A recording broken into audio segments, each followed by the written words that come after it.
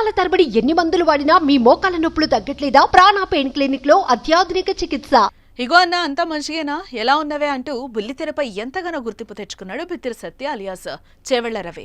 తెలంగాణ యాసలో మాటలు, అతని చేతలు జనాల్లోకి బాగా వెళ్లిపోవడంతో బిత్తిరి సత్యగా స్థిరపడిపోయారు.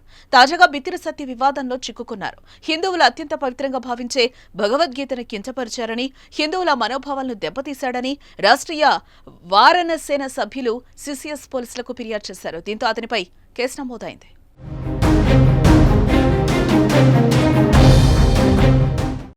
ఓ వీడియోలో భగవద్గీతను అనుకరిస్తూ వ్యంగ్యంగా బిత్తిరి సత్య స్కిట్ చేసినట్లుగా రాష్ట్రీయ వానరసేన ఆరోపించింది.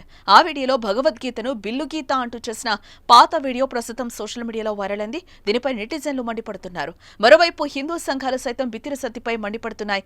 వీడియో హిందువుల మనోభావాలను దెబ్బతీసేలా ఉందంటూ సర్వత్రా బిత్తిరి సత్యపై ఆగ్రహం వ్యక్తమవుతోంది. వీడియోను తొలగించి హిందువులకు క్షమాపణ చెప్పాలని పలు హిందూ సంఘాలు డిమాండ్ చేస్తున్నాయి.